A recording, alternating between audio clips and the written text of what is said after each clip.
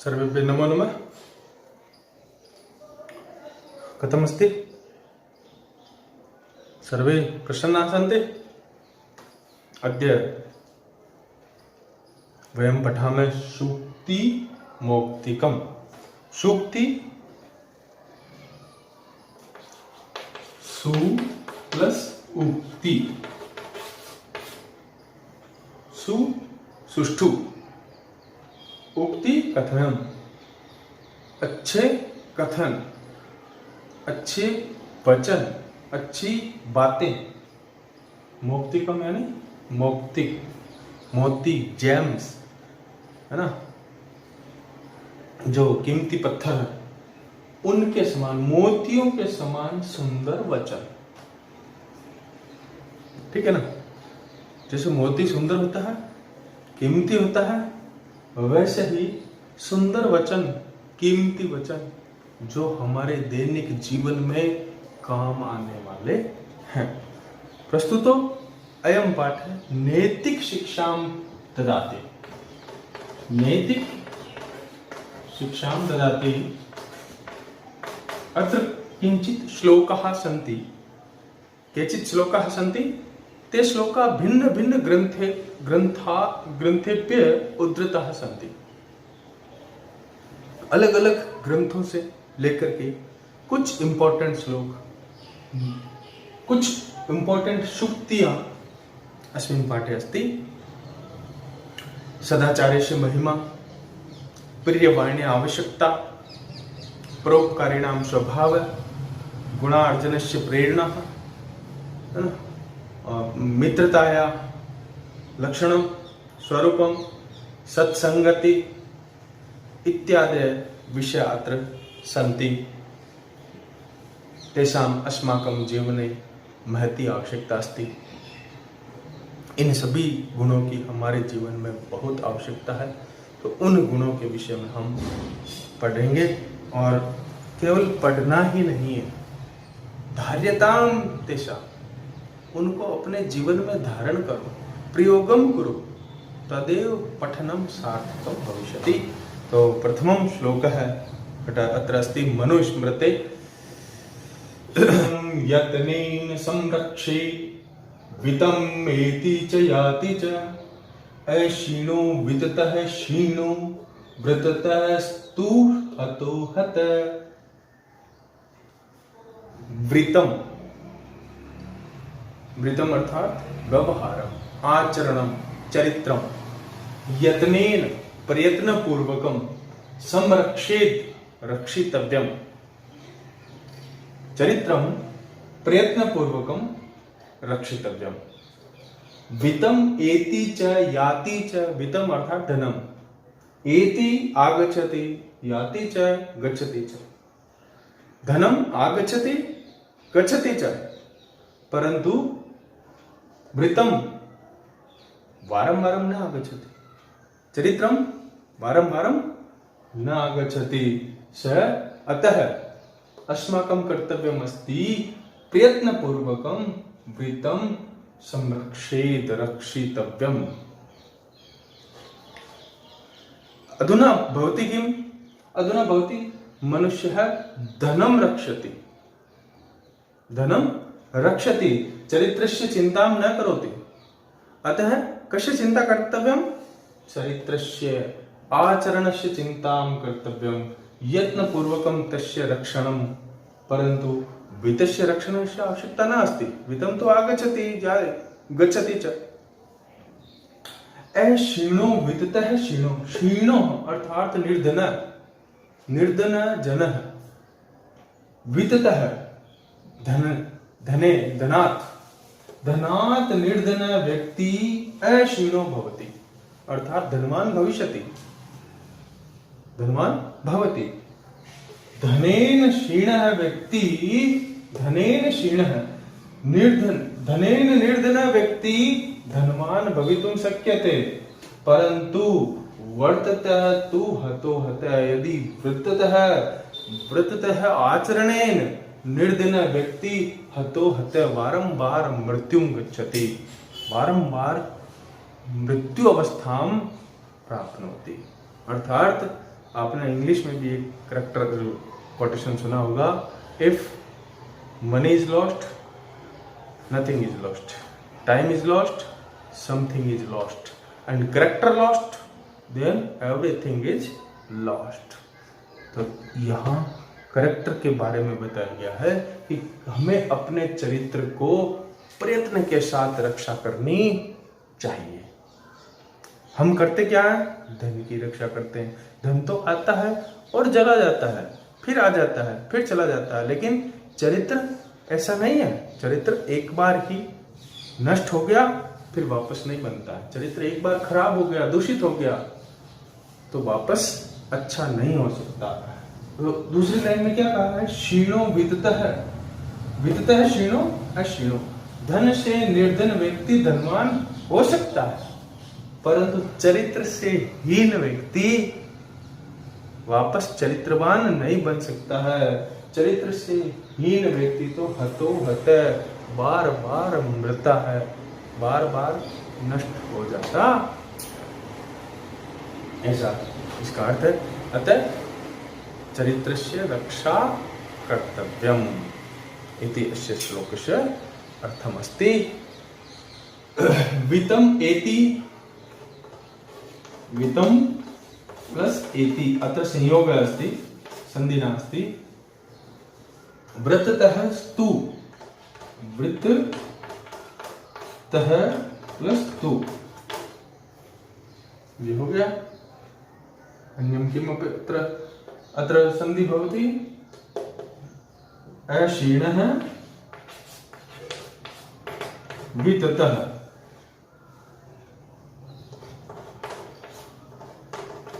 एतादृश संधि भवति, अत्र विसर्ग संधि भवति। उत्तु संधि जो हमने पढ़ी है।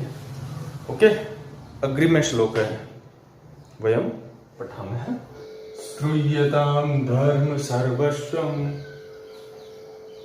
श्रुत्वा चैववधार्यताम् आत्मनः प्रतिकूलानि परेषां न समाचरेत्। श्रूयतां धर्म सर्वस्वं, सर्वस्वं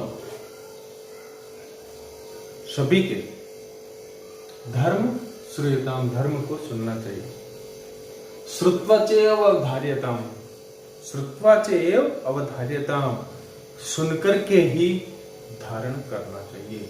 श्रुत्वा एव धार्यताम, और धर्म सर्वस्वम धर्म श्रूयताम, शृणु सर्वेषां धर्मम, अत्र धर्म किम कर्तव्यम, कर्तव्यम किम कर्तव्यम किम न कर्तव्यम इति सर्वेषां वचनानां श्रवणीय श्रोतव्यम।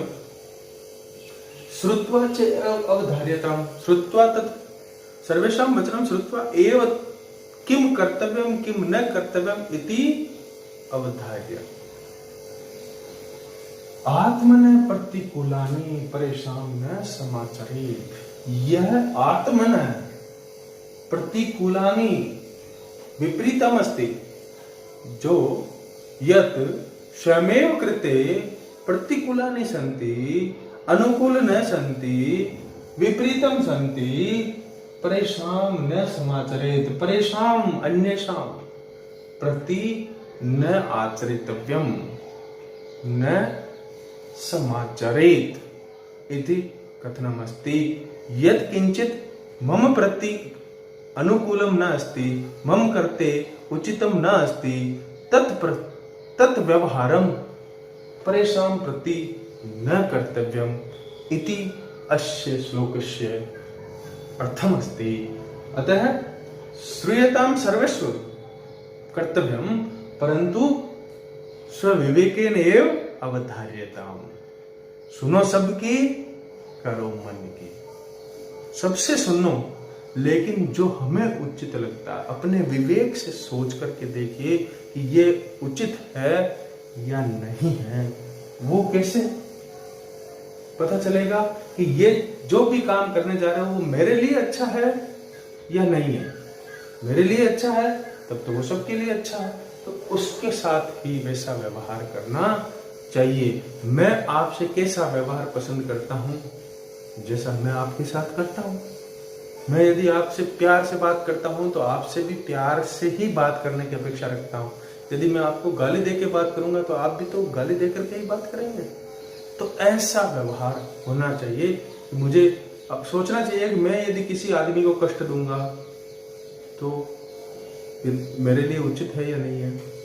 उचित नहीं है, क्योंकि कोई मुझे भी तो कष्ट देगा। तो इसलिए इस प्रकार का व्यवहार करें, जो अपने लिए अच्छा हो तब उसको दूसरे पर अप्लाई करें। जैसे मेडिसिन बनती है तो पहले उसका टेस्टिंग होता है कि इस दवा से कोई गलत इफेक्ट तो नहीं पड़ेगा। वैसे ही हमें किसी के साथ व्यवहार करने से पहले उसको टेस्ट कर लीजिए कि ये मेरे लिए सही है या नहीं है। मेरे लिए सही नहीं है तो वो दूसरे के लिए भी सही नहीं है, और यदि मेरे लिए सही है तो वह दूसरे के लिए भी सही। ओके। श्रूयताम धर्म सर्वस्वम श्रुत्वा च एव अवधार्यताम आत्मनः प्रतिकूलानि परेशान्य समाचरेत। आत्मनः मतलब अपने लिए, प्रतिकूलानि यानी विपरीत है, अच्छा नहीं है, अनुकूल नहीं, परेशान न समाचरेत, परेशान अन्य शाम दूसरों के न समाचरेत, सम आचरण नहीं करना चाहिए, दूसरों के साथ वैसा व्यवहार नहीं करना चाहिए। ओके।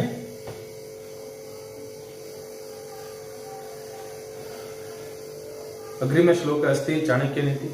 प्रिय वाक्य प्रदाने सर्वे तुष्यन्ति जन्तवः तस्माद् प्रियम एव वक्तव्यम वचने का दरिद्रता। यह श्लोक तो आपकी 6th क्लास में पढ़ा हुआ है ना। प्रिय वाक्य प्रदाने, प्रिय वाक्य वदने, सर्वे जन्तवः अर्थात प्राणी ही संतुष्टः भवन्ति, प्रसन्नः भवन्ति। तस्मात् अतएव प्रियम एव वक्तव्यम तद एव वक्तव्यम, तद किम प्रियम, प्रियम एव वक्तव्यम वचने दरिद्रता मा कर्तव्यम, वचने कर्पणताम मा करोतु, प्रिय वचनम वद, यदा वदन्तु तदा प्रियम एव वदन्तु। प्रिय तो सर्वे है शृण्वन्ति, कोऽपि अप्रियम न श्रोतुम् इच्छति, अतः प्रिय एव वक्तव्यम। किं भवति प्रिय वदनेन? सर्वे प्राणिः सन्तुष्टाः भवन्ति, प्रसन्नाः भवन्ति। प्रिय वाक्य बोलने से सभी प्राणी संतुष्ट हो जाते हैं, इसलिए वही बोलना चाहिए। वही क्या बोलना चाहिए? प्रिय ही बोलना चाहिए। वचने का दरिद्रता, वो वचनों में, वाणी में कंजूसी ना करें। बोलना ही है तो प्रिय बोलो, फिर कटु वचन बोलने से, कड़वे वचन बोलने से क्या फायदा है? तो इसलिए प्रियम एव वक्तव्यम। ओके। अग्रिम श्लोक अस्ति। पिबन्ति नद्य स्वयमेव नाम्भ शेयं न खादन्ति फलानि वृक्षः नादन्ति शस्यं खलु वारिवाः परोपकाराय शतां विभूतयः। पिबन्ति,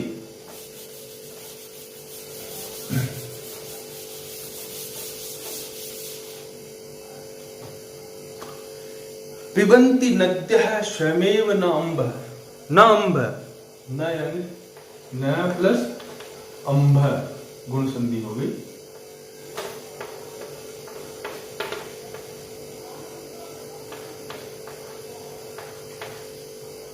न यानी नहीं, अम्ब है यानी जलम, जलम न पिबन्ति नद्य स्वयमेव, नद्य स्वयमेव जलम न पिबन्ति, स्वयं न खादन्ति फलानि वृक्षा, वृक्षा स्वयं फलम न खादन्ति, न अदन्ति शस्यम खलु वारिवाः, वारिवाः अर्थात मेघा, मेघा स्वयं शस्यम न खादन्ति, न अदन्ति, अदन्ति अर्थात खादन्ति, परोपकाराय सताम विभूते, सताम यानी सज्जना नाम, विभूते यानी संपत्ति, परोपकाराय एव भवति, परोपकाराय एव भवति, किम भवति, सज्जनानां धनम, सज्जनानां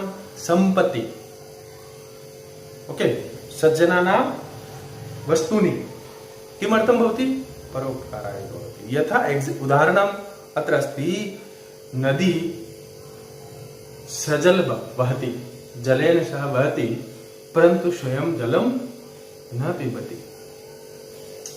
वृक्ष फलं ददाति, परंतु स्वयं फलं न खादन्ति। मेघा वर्षां करोति, परंतु अन्नं स्वयं न खादति, अन्य जनाः एव खादन्ति, पशु पक्षिः खादन्ति फसलं, तृणम्, अन्नं वा किमपि, परन्तु मेघा न खादन्ति, तथापि वर्षां करोति। वृक्षा फलं न खादन्ति, तथापि फलं ददन्ति। तत्पश्चात् नद्यः स्वयं जलं न पिबन्ति, तथापि जलेन सहित वहन्ति। अतः सज्जन पुरुषापि यत् किंचित् तेषां पार्श्वे अस्ति, ते परोपकाराय एव भवन्ति। बात समझ में आई? नदियां अपना जल नहीं पीती है, पेड़ अपने फल नहीं खाते हैं, बादल वर्षा करते हैं लेकिन फसल नहीं खाते हैं। इसी प्रकार से सज्जन लोग जो होते हैं, उनकी जो संपत्ति होती है, उनके पास जो धन होता है, उनके पास जो ज्ञान होता है, उनके पास जो विद्या होती है, वो दूसरों के परोपकार के लिए होती है, दूसरों के भलाई के लिए ही होती है। ओके, बाकी का हम अगली क्लास में पढ़ेंगे। कोई चीज समझ में नहीं आई है, कोई शब्द अर्थ समझ में नहीं आया है, तो पूछ सकते हैं। ओके।